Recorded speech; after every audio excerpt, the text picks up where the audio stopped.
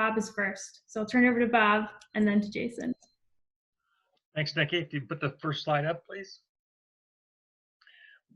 Jason and I, first of all, would like to go over some of the curriculum updates we're doing based upon the great feedback we got from the whole network, as well as the supplementary resources we did for opportunity populations and career and technical education. But again, I want to thank everybody involved in the whole network for providing some great ideas on how to incremental improvements in the curriculum. I just want to highlight each of the orientation, the strategies, just at a high level, and then be happy to answer any questions or get further suggestions from the network. But what you'll see throughout the curriculum is an effort to really integrate the insights from the opportunity population effort. And so I'm just going to highlight how we try to embed it throughout, and then just to go into depth in a few places about it. But the general takeaway was that we tried to embed it throughout. So starting with the orientation, you'll see referenced opportunity populations identified in the idea of a dual bottom line. Also, in highlighting the role to support organizations, provide support services necessary to ensure the success of opportunity populations and get greater returns for employers. We also are incorporating a resource directory, which came in as a recommendation from career and technical education, as well as the opportunity population reviewers, as well as other network members. So that's the orientation. We go down to strategy 1. I just want to emphasize we start in now building up the discussion on workforce diversity. We're calling it diversity, equity, and inclusion. But that's a broad set of strategies on the employer side. And so we kind of built up that as one of the talent challenges more often. And again, with examples. Go to the next one, Nikki. Again, in integrating the insights from the opportunity project, we want to get in terms of hiring requirement issues, so that we're really talking about hiring requirements that intentionally limit the pipeline. We want to build it up a little bit more. We also try to go into more depth, dealing with removing any sorts of bias or having any sort of requirements that have disparate impact upon, again, opportunity populations going forward. So again, we tried to bring in the insights from the opportunity into strategy 3 more. If you look on strategy 4, this is where everything else I've talked about, we're largely pretty much braiding in or integrating in existing content. When strategy 4, based on the insights we have with the opportunity population project, we're now introducing the idea of doing a community context analysis. We're calling it talent pool analysis. So think of, we have back mapping, we have talent flow. Now talent pool allows you to benchmark basically what are the characteristics of the population being reached by your existing provider network compared to the community as a whole. So we're introducing that as a new unit. We're also trying to beef up a little bit anybody wanting to get into how do you use government data, especially with the SOC SIP. Again, focusing on target with the opportunity populations as well. So strategy 4 is the first new unit. Going next slide.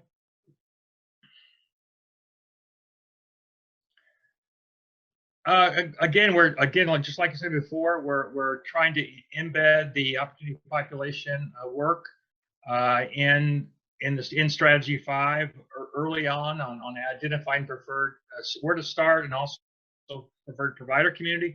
We also are building up more the need to integrate our performance metrics on the employer side with existing government, community, and social impact measures, so that any of our provider network are being pulled in the same direction. So the idea is to build it up a little bit more. This is the second new unit we're introducing. Many of you all said in your comments to us before that we need a continuous improvement is after the fact. We need to have something that's more preventative in nature. So what we did is we drew from literature like failure modes and effects analysis and risk management literature, and we're introducing a new unit that talks about designing and manage the risks of failure in your process. So imagine we're taking the value stream map, and for every one of the steps of the value stream map, breaking it out and saying, now what are the fundamental processes we are going to follow in this? What are the risks of failure? How we're going to monitor and how we're going to mitigate those risks going forward, which sets the context for continuous improvement from more of a preventative approach. Again, we also address the issue of no current providers. What do you, like many of you all had that situation? We need to address that. Again, on strategy 6, we're just focusing on, I think you mentioned earlier that many times you're going to have causes that are for performance problems that are not totally in the collaborative control, but now we're, based on your input, saying it's better to work with partners who could actually work on those factors in cooperation with an employer collaborative. So those are the kind of highlights of the curriculum updates. Be happy to take questions, or Jason, if you want to emphasize anything to this. No, nothing to add. We do want to, as we do these 3 updates, pause at the end of each one just to take any questions or comments from the network. So we're happy to pause here and see if anyone wants to jump in with any questions or comments.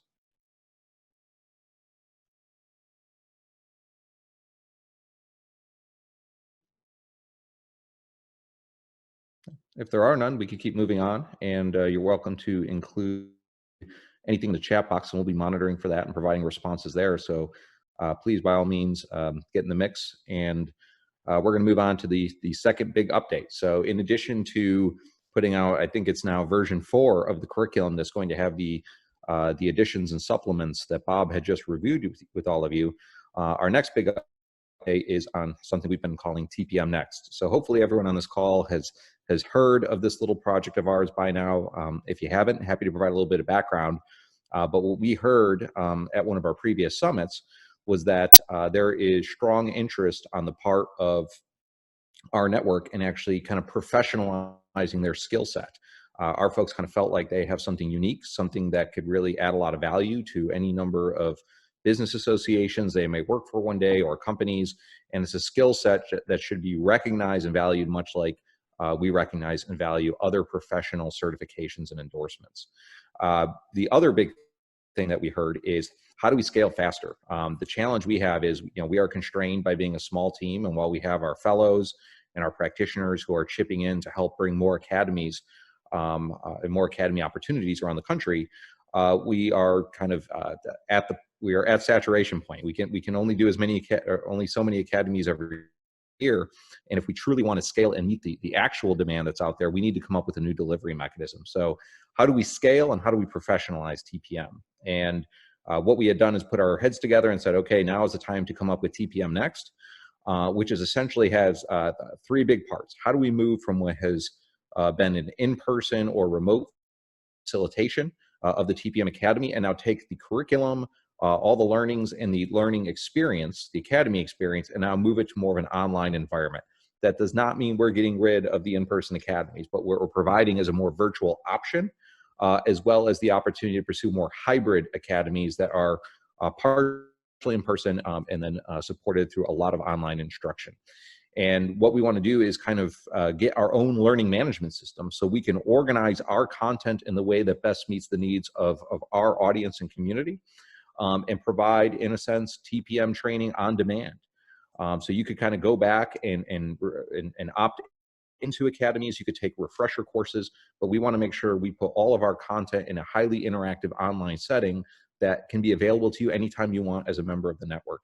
What is more, as we come up with additional resource guides and curriculum extensions, we can add them as if they are kind of course modules or electives that you could continue to access as we produce them over time, and make them part of your skill set. So we want to move the instruction online, as well as the delivery of academies, which will allow us to really open up the gates, if we want, to a lot more people to take the training. So in addition to chambers of commerce and business associations like many of you, we will now be able to provide a lot of this training direct to employer. So if you are someone who is responsible for talent development or talent sourcing, if you're in HR, we are going to create a learning experience where you could come in and learn TPM as a company.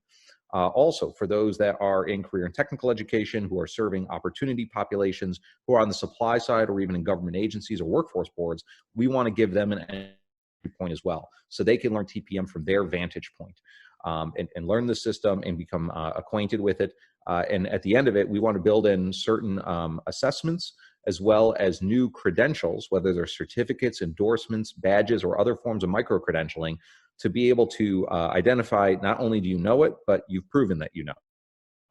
So we want to make sure that these are widely recognized endorsements and credentials, and that you all have opportunities to earn the core credentials, but also additional endorsements as we expand into new territory, such as apprenticeships, such as hiring veterans.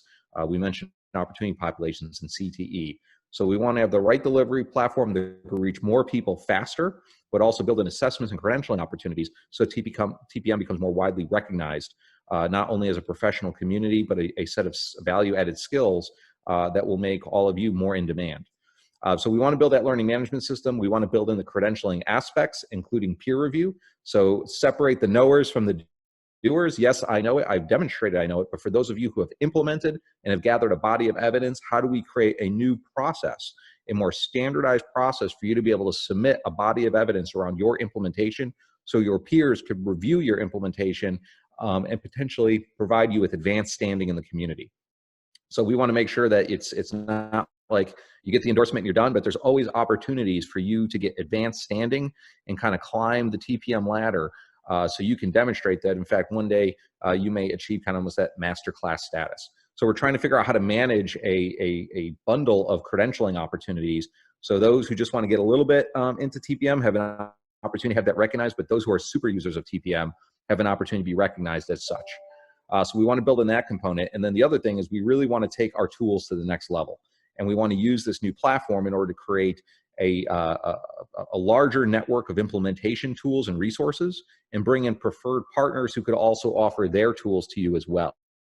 We're still figuring this one out. This one's probably the least well thought out, but we're trying to move just beyond our web tools, say how do we always make them better and more available, but how do we allow other partners now to come in and provide their version of tools to show you how you could do demand planning in other ways, but also to say, hey, if you have a talent supply chain and you've done all the TPM steps, you're using the tools, and you got this great employer collaborative and you're taking action with their primary workforce data, here's some other value-added tools to help operationalize your talent supply chain. So we're trying to figure out who should be on that preferred partner list, and how do we do data integration with them so you can move data that your collaborative has collected through our tools into the tools of others to support something like curriculum mapping or competency mapping. So we're trying to bring those aspects in. So we want kind of a full immersion learning experience and really take our stuff to that more professional level. We've engaged in a series of design sessions that have taken place over the past few weeks, or past month or more, I should say. And those design sessions were facilitated by SweetRush. This is their specialty area. They do human-centered design. And they have been engaging with those of you who were part of our initial pilots back in 2015, those who have been part of TPM Academies from 2016 up to today. We've even engaged some learners who have signed up for TPM but have never even taken an Academy course yet. So they're kind of coming in ready to go, but not having had that prior exposure to all different perspective to how we're designing this. We also brought in a set of technology and credentialing experts to inform this. So we are reflecting best practices in other domains. We brought in Sherm, who is not only interested in being part of the TPM family, but making TPM more readily available to its membership, and to actually embed some of the TPM credentials as well as training as part of Sherm certifications and local Sherm accreditation. So they're looking at integration, but how to make sure that our training is up to par with the training they provide to HR professionals globally. And same thing with the Association of Supply Chain Management, ASCM. We talk about how we do talent supply management. Well, they are the supply chain management professional, and they want to make sure that they are teaching us how ASCM does it for their profession, so we can reflect their best practices, but we could bring them on a partner. So when we say talent supply chain management, the supply chain professionals say, indeed, you are doing it. You're part of our supply chain family. So we're trying to bring all these new partners together to inform what this next iteration of TPM is. Again, I cannot stress enough, we're not getting rid of anything we have now.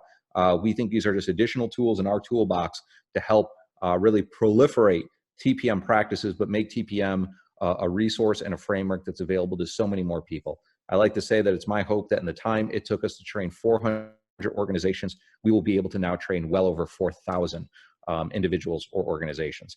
And I think that is even a conservative estimate. So, we've been talking about TPM Next for the better part of a year now. We did get some resources to do the design sessions. I am now happy to share with you. This is not public, but this is our kind of soft launch. It's not a secret, but we plan to do a much more bolder public announcement in the future. But we have been successful in securing our first funder.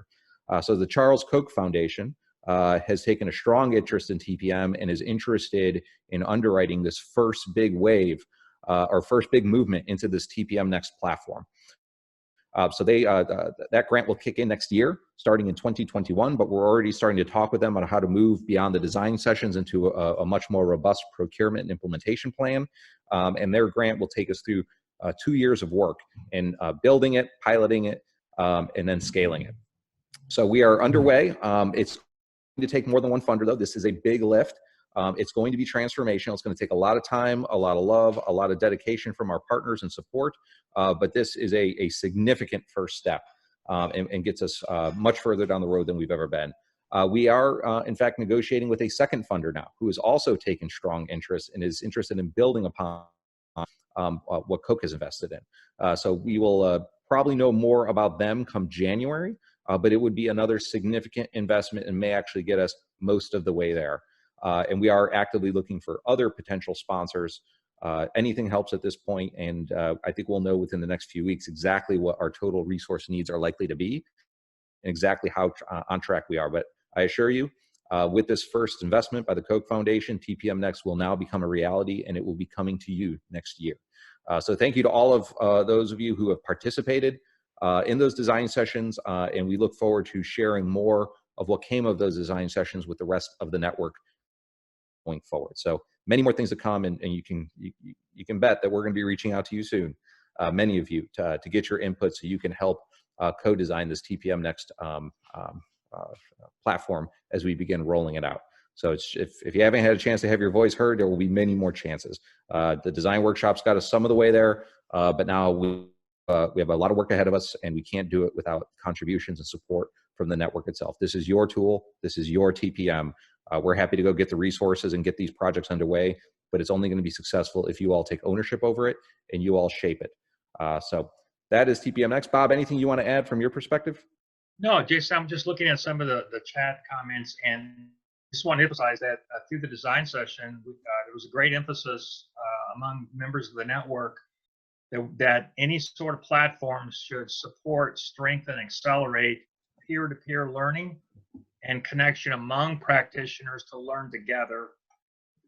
Even during, you're not just being a cohort member and learning about the curriculum, but also in future in practicing TPM in the field.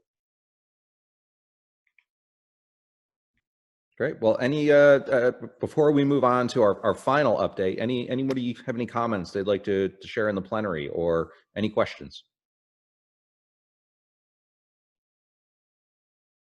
I thought I saw one about when it's going to be available, if I got the context of that right. So it is, we'll have more to share on it. So I don't want to say anything that you're going to put me on the spot on in the future, but I believe within the first quarter or second quarter of next year, we should have a demonstration of what some of the curriculum will look like in this new environment and how you will experience it.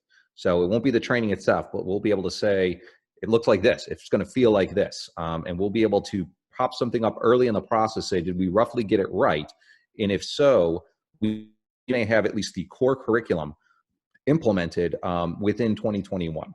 Now, there may be some refinements and improvements and extensions that happen through 2022, but based upon the information that's been shared with us to date, it is perfectly reasonable to assume that by Q3, Q4, we will have a functional platform where we start doing some of the pilot testing and training and credentialing on. Anybody else for the good of the cause? Okay.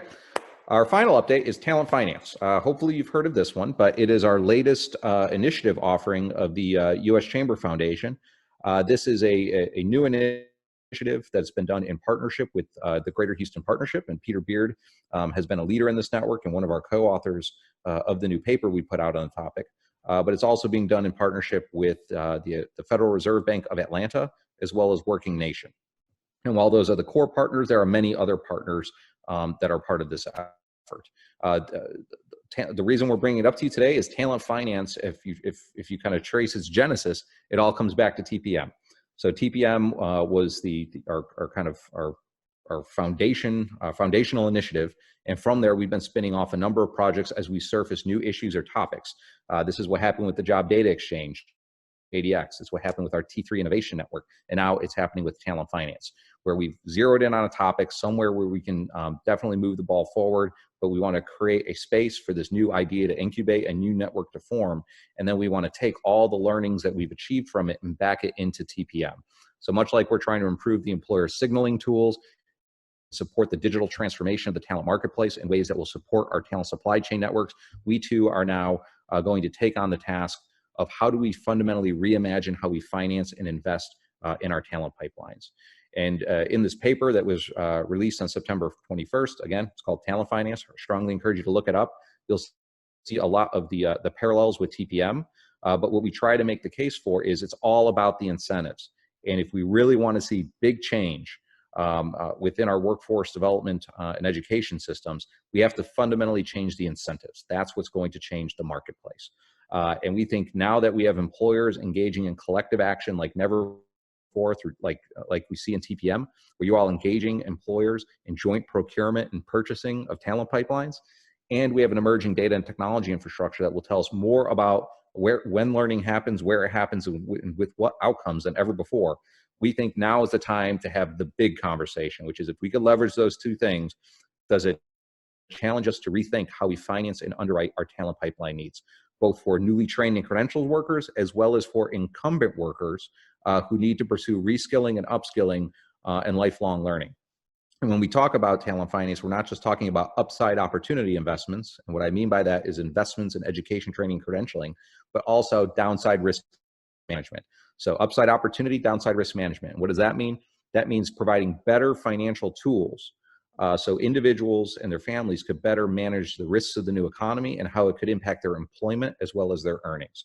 So it's two sides of the same coin, upside and downside opportunities, but we're trying to come up with what is the finance and investment strategy to support both. So we think we really do need a new approach. We think our financing systems were built for a different economy and era. And in the new economy, we need a new way to finance talent that's fit for our time. We don't need one that was built for the past. And we've already seen kind of the repercussions of the way we used to do things and currently do things. You can see it in the student debt load with over 1.5 trillion in student debt, with increasing numbers of individuals unable to make payments against that debt. We've seen it. We've seen what happens when you have these major economic events like a pandemic, and how without the right tools to best manage that risk and manage your finances, you could quickly fall and be captured by the safety net. And we see it with how our employers talk about how you pay for this within our collaboratives. They're always asking, how do we pay for it? Who pays for it? Whose responsibility is it? Well, now we want to bring you a new set of tools and say it's not somebody else's problem, but within the context of an employer collaborative, we can outfit you with new finance solutions that will help actually underwrite and make your collaboratives more successful. Getting a little ahead of myself though, let's jump ahead a slide and share with you some of the basics.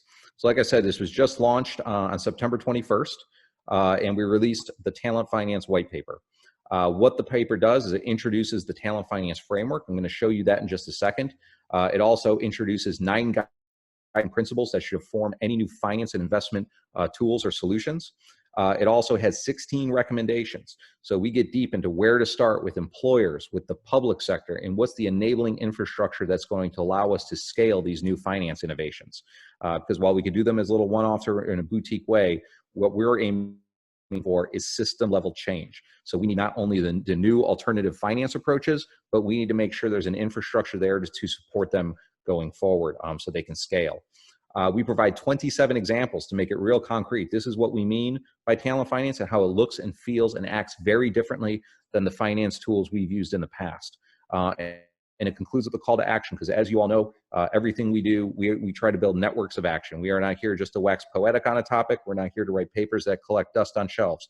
We're here to get out in front of an issue, to define the debate, and then to identify the ready and the willing who want to be the tip of the spear on this thing and get with us and actually test the finance solutions of the future. And from your learnings, much like we worked with our great partners back in 2015 with the TPM pilots, the 7 pilot partners, including DT Energy, Consumers Energy, and Upskill Houston. We want to work with a set of pilots and demonstrations, principally within TPM, and then take what they learn and back it into the TPM framework itself. So there's the link if you want to go check out the paper. It's a little bit longer than some of our usual reads, but I guarantee you it's worth it. It's where it all comes together. And if you change the incentives, you change the talent marketplace. Next slide. So here's some things that happened. If you missed it, the paper was released on the 21st, and then we had a series of virtual forums that went into early October, breaking up the parts of the paper and discussing various themes and recommendations, and bringing in a number of luminaries and some VIP speakers, but then also some of the folks who we're going to be leaning heavily on to actually implement the recommendations of the report and to make talent finance a very real and active initiative. So we had a series of forums. They've all recorded. You could watch them all if you go visit our YouTube page. They go anywhere from 60 to 90 minutes, and we packed a lot of different speakers in there, bringing you a whole host of different perspectives from the finance community perspective, the business community, the education perspective, and so many others. So we encourage you to, it's not just Bob, Peter, and Jason talking crazy, but here's a number of folks who kind of came in and said, this is the conversation we need to be having right now, and why the way we've framed it is the right way to go about it. So we encourage you to join that conversation and catch up. But if you could do anything, just read the paper. Next, what's the definition? So what do we mean by talent finance? Is what I explained before. It's development and use of both public and private instruments for how we align investments in talent development and how we manage downside employment income risks. It's how you move the money. That's what's important. And what we really want to emphasize here is it's not public or private, it's public and private. It's a new public and private approach for how we finance and underwrite our talent needs. And in trying to generate some of these new innovations, we identified a number of different guiding principles that we think the future is public and private, but it's about creating shared value and risk. Sound familiar? Very TPM-esque. It's about shared value creation and all sharing in the risk of the investment that's being made. And right now, what we see is a disproportionate amount of risk being borne by the individual learner or worker who is taking out a particular loan product or whatever it may be. We need to distribute risk, share it, share in the risk, and share in the value creation. We want to expand choice. Remember, TPM is all about expanding choice. Same thing here. We want to make sure the finance instrument can enable the pathway that works best for that individual or that employer. That it should not route you into a specific set of partners, but the financing should open up pathways to opportunity. So the right financing solution for the right pathway that fits your needs. Next, affordable and fair. We want to make sure that as we're coming up with new financing solutions, that they are affordable and accessible to all, and that they treat everybody involved in the deal fairly. Data-driven and outcomes-based. It's all about the outcomes. The proof's in the pudding there. And we want to make sure that as we test these new innovations, we are staying laser focused on the outcomes they're achieving for who? For the learners, for the workers, for the employers, for the providers who are administering the education or providing the training and credentialing opportunities. But we want to make sure the outcomes speak for themselves, which helps us hold these finance solutions accountable, which is the next one. We want to be very transparent. We want to make sure we are promoting a culture of accountability. Next, we want to empower workers with these tools. We want to make sure we're giving them better access and more access to financing solutions that's going to enable them to really have agency over their continuing education and learning. We want them to be accessible, not just accessible to individuals, but to employers. Think of all those small to mid-sized companies who are hungry for alternative finance solutions that are tailor-made to meet their needs. This isn't just about the large companies who are able to kind of move large incentives quickly to get big change. It's about coming up with new financing solutions that are tailor-made to address the talent development needs of small to mid-sized enterprises as well.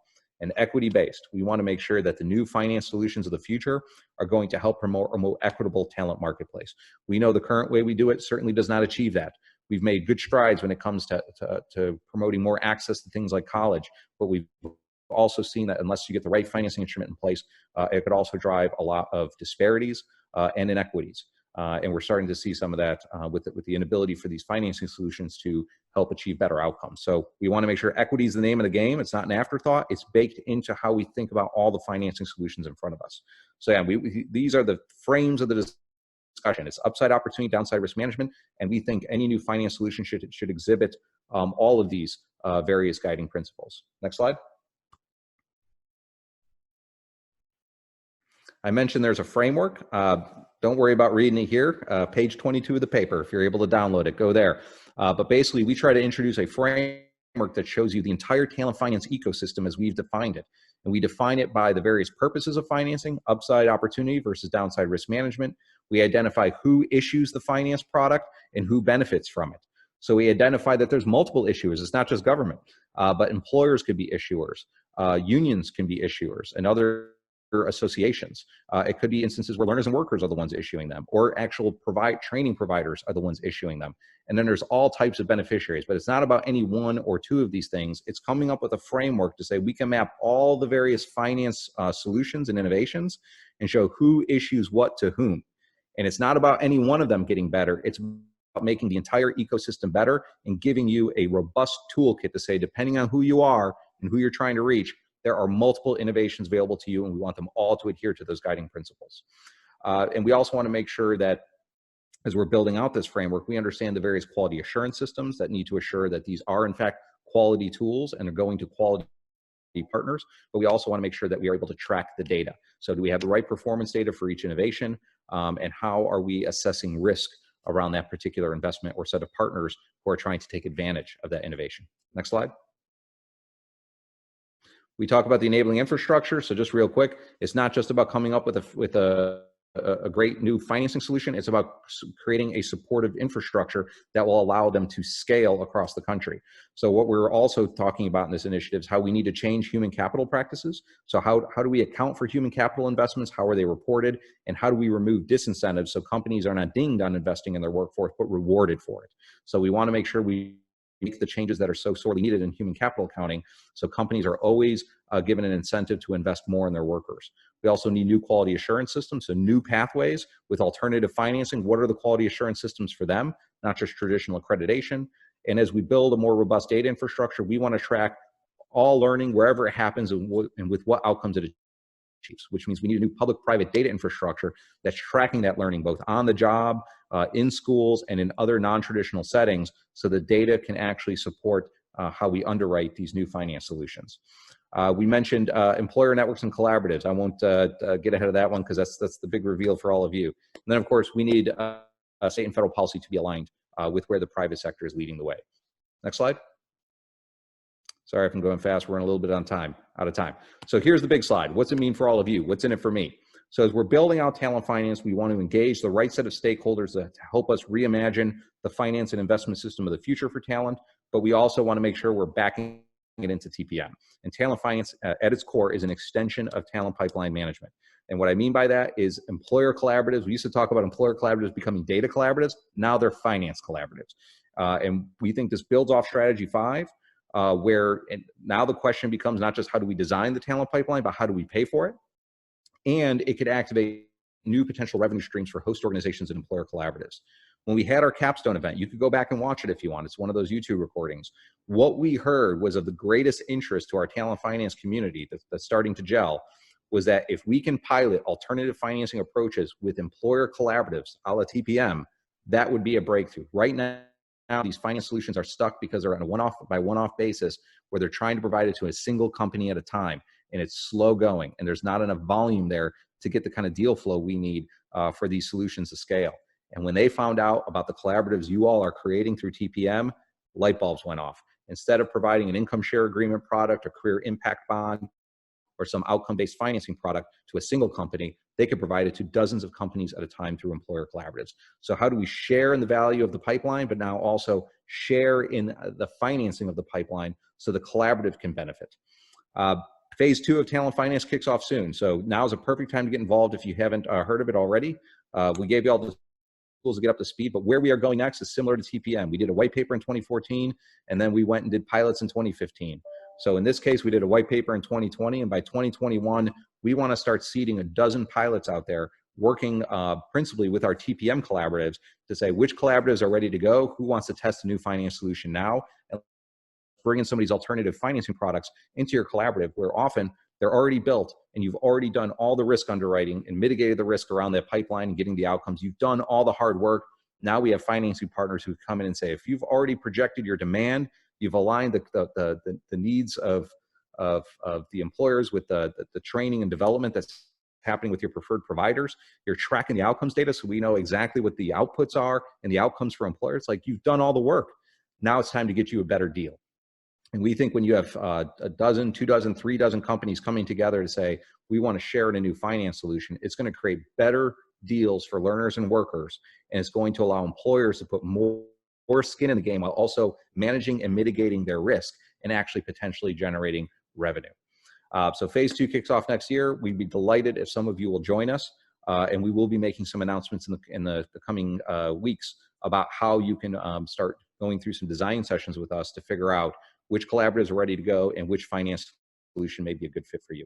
So I'll stop there. Bob, actually, do we have any more slides? I think that was the last one. I'm just going to assume so. Bob, did you have anything you want to add? No, nothing to add, Jason. Great. Peter, I know you weren't formally on deck for this, but Peter Beard was one of the co-authors of this paper, and Peter has a tremendous finance background and, of course, has been one of our leaders in TPM. And Peter, anything I may have missed or anything you want to reemphasize for your peers? Well, the one thing I would put in the chat was, those of us that remember the very first white paper, strategy 6 was about aligning incentives. And when we think about what that foretold, talent finance is actually about that, which is how we actually kind of having everybody have their have some skin in the game. And I think this is critically important. And when Jason and Bob and I were chatting about this, it really seemed to me that we needed to find different ways so that people were sharing and managing risk differently than they are today. And it had, just thinking about the student debt issue is just, an anchor for, drag for everybody that comes out of that system. And so I'm excited that Jason and Bob have taken this on, and I think it's going to, be transformative in the long run. Yeah, and just to give you a couple of flavors or examples here. Imagine if we were going to Houston one day, and for the collaboratives that Peter manages, he could go out and negotiate and say, instead of taking that Stafford loan, what if I got a better alternative lender to come in who can beat that rate any day of the week because we've done all the hard work on the ground of building the pipeline, give them a better product, and then as they come and work for a member of Peter's collaborative, as part of the employee benefit system, the company can actually subsidize or pay down the loan so long as that person remains employed by a member of that collaborative. Or alternatively, what if we had Jennifer Meller in the Phoenix Chamber use our cybersecurity collaborative to have an income share agreement firm come in and say, let's build a employer and chamber-backed ISA account where we will go in and purchase the education and training for our cyber pipeline. And as individuals come out, not with debt, but with an equity investment, so long as they work for us, we want to make sure they work for us. But with every paycheck, we get a 5% stake in their earnings. So we're always getting money back. We're encouraged to hire them, to retain them. And we're actually producing revenue on on behalf of the collaborative that could be reinvested back into our pipeline. And if that individual gets poached or works for or leaves the state, we still have an equity stake in their long-term career success. So it's a built-in insurance policy. We get money coming back to us even if they leave us. And maybe if they stay with us, we can actually give them a reduced rate in terms of what they pay back. You change the incentives, you change the marketplace. And we've been doing all the work of solving for employer engagement and addressing the data infrastructure gaps. But now is the time for the really transformational conversation, which is if you change how the money flows and you get employers more invested in their finance solution, you will change responsiveness and you will get far better deals and more equitable deals for learners and workers. So we couldn't be more excited. But we can't do it without you. We have some ideas, but it's going to take the real practitioners to show us what this looks like in action. We have an army of alternative finance folks out there who are hungry to meet you, and we've just been holding them back. But we're coming up with a plan, but we need to know who wants to be the ready and the willing with us. And I see some folks volunteering already. So with that, happy to answer any questions folks have, or Bob, Peter, any final comments on your part? None for me, Jason. Okay. No, Great. Well, thank you. I think Jason's point about, in essence, a living endowment that, employers and workers are contributing to has potential. It's, obviously an organization like a Habitat for Humanity that has a revolving loan fund where the homeowners know that their repayments are helping folks in the future is going to be another part of the communication and reframing. Yep. I just think a lot of you have companies that offer like tuition reimbursement plans. That's the way of the past. It's still good to do those, but we have a dozen more strategies that your companies can start testing that will actually be probably more in demand by the learners and workers who are going to benefit from them. And again, it's about the private sector leading the way, not the private sector alone, but by figuring out how we deploy our resources differently, it's going to create all kinds of attractive opportunities for the public sector to come in and align and braid their investments with the private sector. We can show them how. Just think of all that good work that Deb had done up in Michigan. Now we're going to do it at scale in finance. So please join us if you can, or definitely if you're not able to be part of these initial pilots and demonstrations, please stay tuned. Learn from your peers, and I assure you, as we implement and learn, you're going to see these curriculum extensions get baked into the TPM training itself. So we will teach you how to finance and underwrite your talent pipeline in addition to how to co-design it. So I'll pass things back to Nikki. I think we're just about at the end. I know we had planned to do a little bit of like a 10-minute open forum, but unfortunately I used up our time. So my fault, but we're happy to continue the conversation in the chat. Otherwise, I'm going to pass things back to Nikki to close us out. Thanks, Jason. With that, if there are any comments that anyone has or any questions, if you want to participate in really any of the things that we discussed today, please type it in the chat. You should have our email addresses. If not, they're on the screen for you. But we just want to say thank you so much for participating in today's event. You will receive another survey just to give us some feedback on what you liked, what you didn't like, what else needs to be considered. For those of you who haven't had a chance to fill out the National Learning Network survey, we'll go ahead and send that out. Again, all of the resources that we shared in the chat today or were discussed during the panels, we'll make sure that those are sent out to you all via email and on Slack. But thank you again. And on Friday, we will be having our Talent Forward event. So if you haven't had a chance to sign up for that, hopefully you're able to join us. And we'll include a link to that as well in our follow-up email. But thank you so much and look forward to seeing you all again soon.